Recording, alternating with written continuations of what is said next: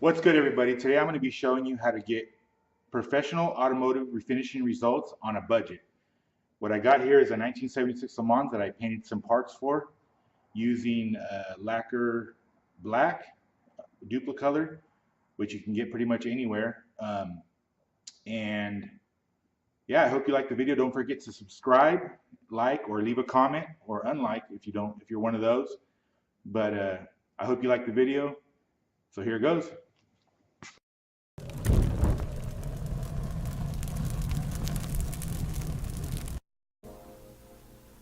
So here we go.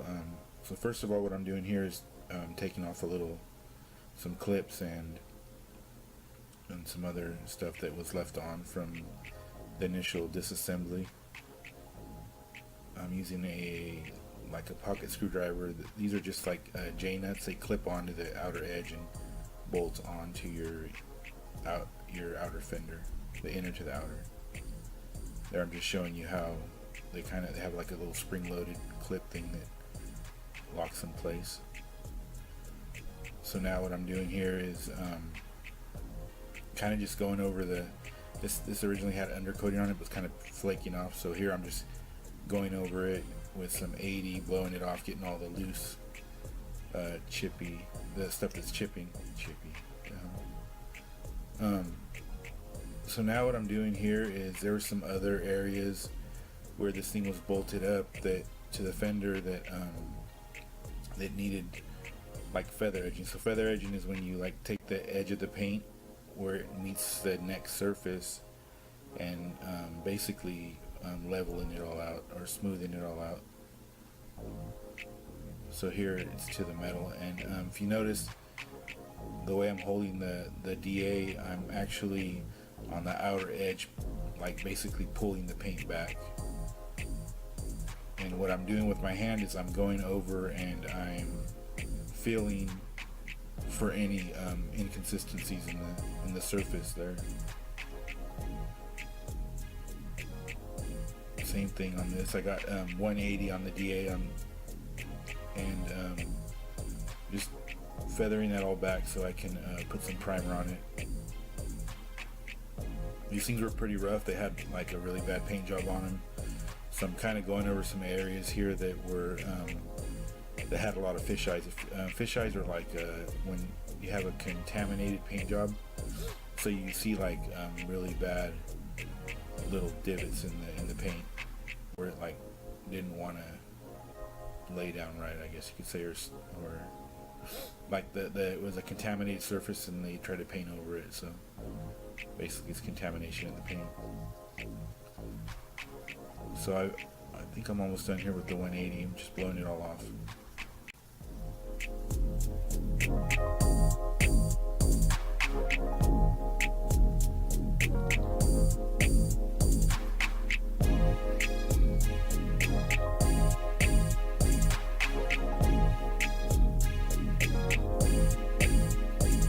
Yeah, I think this is going to be 320 after that.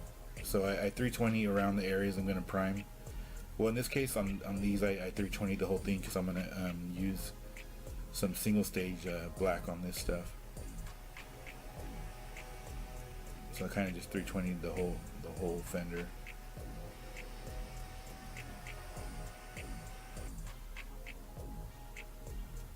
You always want to kind of keep your DA flat to the surface.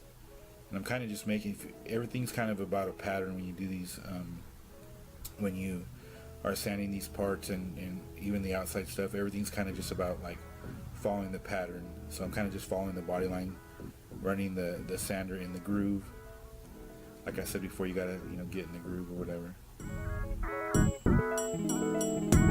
So here I keep going over the same area with I was going over with 320, kind of getting the 180 scratches out. Now I'm just going around the edges with by hand and just kind of getting all the crevices I couldn't reach with the sander.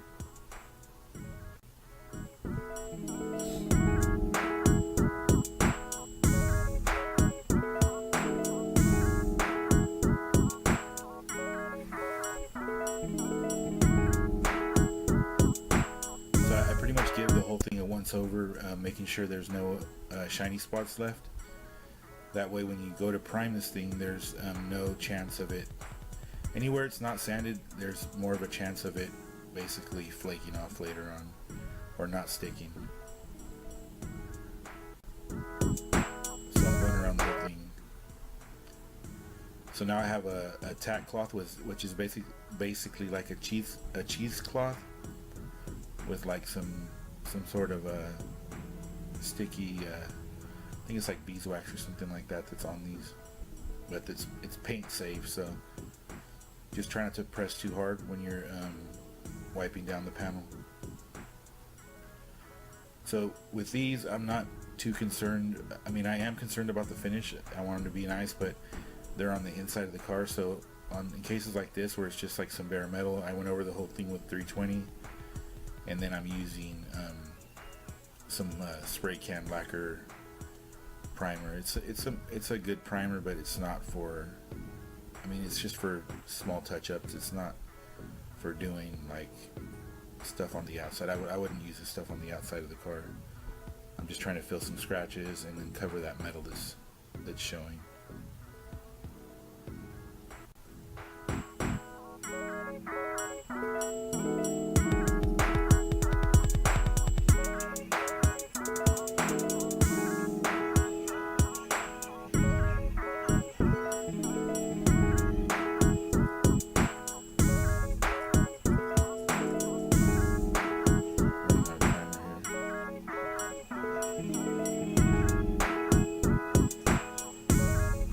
I'll put a couple different, well, like two or three coats, but letting it dry about, a few minutes in between. It's pretty hot this day, so you can actually primer a little faster in between coats. But always let the first coat dry before you put on the second. And the way you can tell it's dry is it looks dry basically. It doesn't look wet. So now I'm just prepping the rest of the, so first I'm hitting the overspray. So wherever I primer this stuff, it dries kind of rough on the outer edge. So first I'm just going over the outer edge with some 320 grit dry with the Scotch-Brite.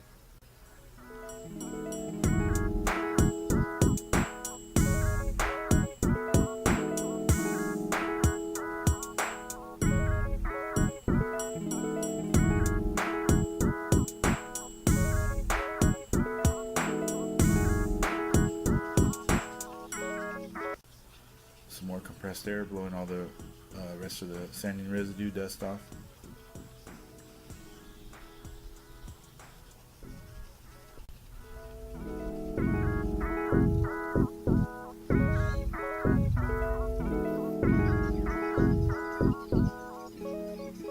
So what this is right here is Lacquer Putty. It's combi, actually. It's called combi. And I don't really use this stuff a lot, except for on like some of those fish eyes were still kind of evident, so I went over. So in this case, something that's on the inside, it's not gonna see sunlight, but this stuff does shrink, so I don't use it a lot on the outside of a car. If I have a really tight, really small pinhole, I'll use it. But so here's a radiator support for the same car, and I am scraping away all the paint that wasn't, basically this thing had a really bad paint job on it. A lot of the paint wasn't sticking, and they didn't sand it enough, or I don't know, it just had a bad prep job, and so a lot of the stuff was just flaking off. So now I'm just going around with 180 and kind of smoothing everything out.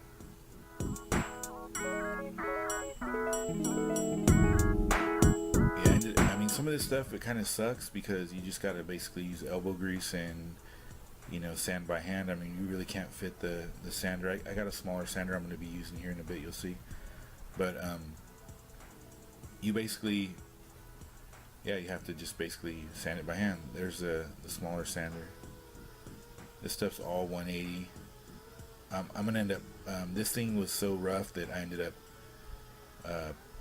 primering this thing with some Catalyzed Primer, which is like some thicker primer that has a catalyst in it that makes it harden. that other stuff dries with oxygen and just with the atmosphere or whatever. But I'm back on the fender. I'm sanding the little spots that I just put on the lacquer putty. And if you notice, I'm just sanding flat. I'm not trying to like dig a hole. You always want to make sure that you sand pretty flat.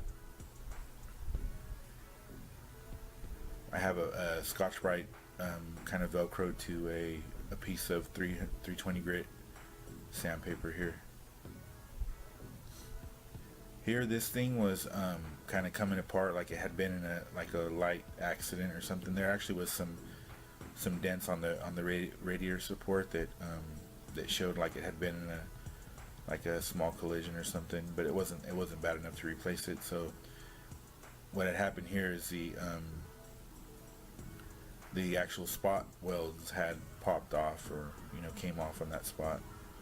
So here I'm just welding it. When you find stuff like this, you want to take care of it, because later on down the road, with the weight of the weight of the car, the fenders, the front end or whatever, and with the vibration of the motor, it'd be one of those rattles that you don't know where it's coming from, and it's bugging the shit out of you when you're driving this thing. So here I tacked the piece to the I tacked the pieces together, and now I'm drilling through that first layer, and then I'm gonna fill the hole with weld, so it kind of like a spot welded, I guess you could say.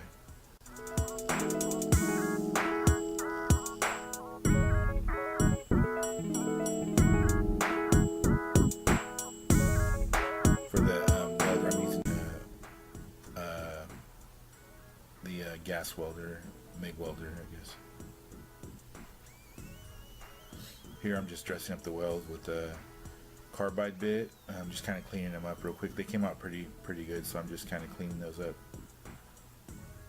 Here they painted over the smog or whatever, the engine decals. So I'm just I stripped all the paint away from it with 80 grit,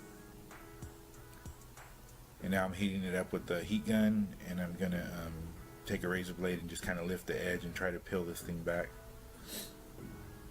They're pretty. This thing is a 1976, so it's pretty old. That's the original decal they painted over. So I'm just you gotta kind of take it off piece by piece, scraping the edge. Just keep after it; it'll come off.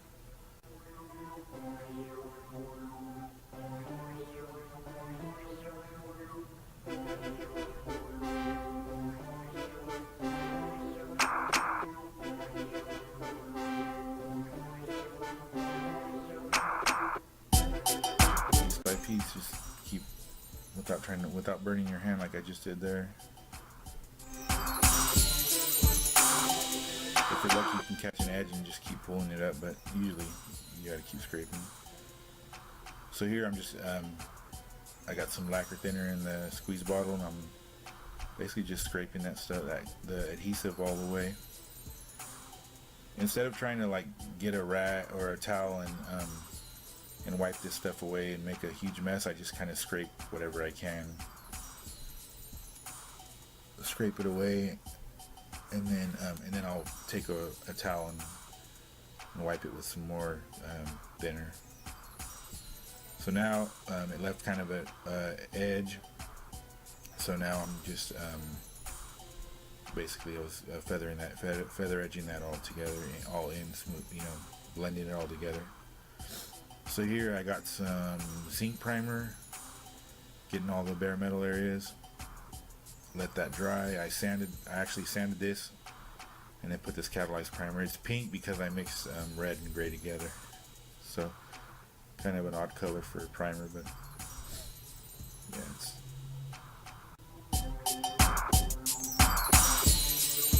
So now I'm just covering the areas that were that I had to seal, that were pretty rough.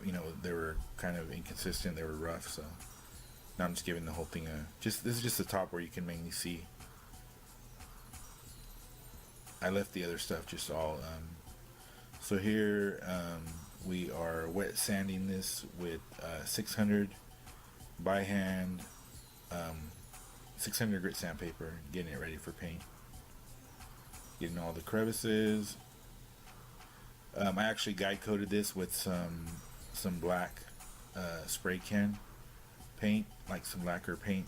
And what guide coat is basically a visual guide. So you spray guide coat over the primer, and then where you missed or the low spots, you'll see like the black spray can still spray paint. So this, I'm covering all the stands. Yeah, don't underestimate the the significance of being really clean when you're going to paint something. It makes a huge difference. Now I'm just going over the all the dang, I can't even speak. The fender with by hand, kind of just blowing with compressed air, blowing the whole thing over. I'll actually blow this thing off twice and then wipe it down with a tack rag when I go to paint. Here I'm using some degreaser, and I am going over these one final time. So I'll blow these things off one time. You get a super clean paint job if you're real consistent with your prep paint, your prep job. So here I'm going over the whole thing with degreaser. So I blew it off one time. They were sitting for a minute, so they had some dust on them. I blew the dust off. Then I solvent prepped them, which is what you just see now. And now I have a tack rag, and I'm blowing the whole thing off with the tack rag in my hand, going over the whole thing. So that tack rag will pick up any dust.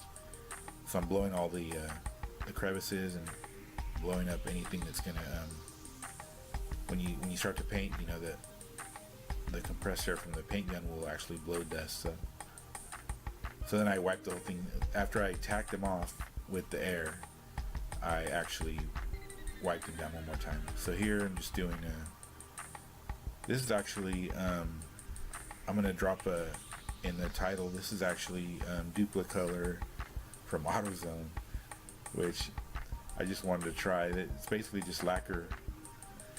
It was pretty good. I mean, the only thing that I didn't like, it was a little bit too thick, and so this day was kind of hot. So what I ended up having to do was sand this thing in between coats and recoat it. It kind of dusted, which when it dusts, I mean, it like the overspray gets on the wet paint and it kind of makes it rough. So here you can see I'm just doing a 50% overlap and going over the whole thing. Just make sure you're consistent on your coats. You don't want to try to get too wet or too dry. So these are just medium coats on this thing. Make sure you get all the edges and corners. This thing, like one of my old bosses said, paint doesn't go around corners, so you gotta basically, it can be awkward, but after a while you'll get, if you're into this stuff, you'll get more familiar with how to hold the paint gun. You always want the paint gun basically at a 90 degree. I guess it's 90 degrees. I don't know, but anyway, yeah.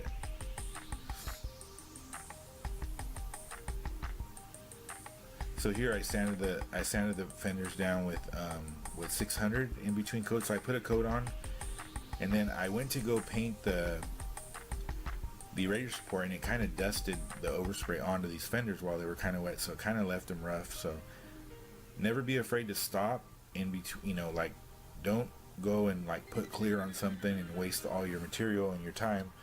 If you're in a paint job and it starts coming out bad, stop, let it dry, and sand it again.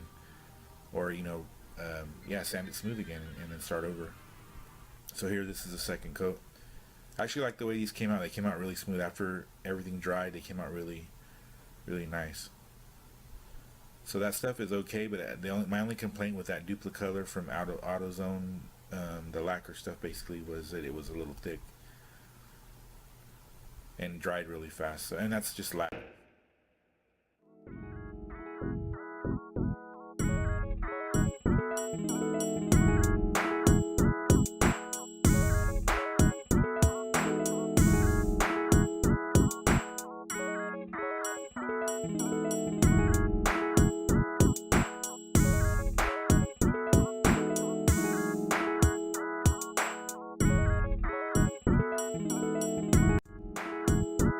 yeah, that was the video. I hope you like it. Don't forget to subscribe and like this video, or unlike it if you're one of those. But so if you want to see any specific videos relating to automotive restoration and custom automotive work, leave a comment down below and I'll try to get one of those videos going for you. I appreciate you watching till the end, and see you next time.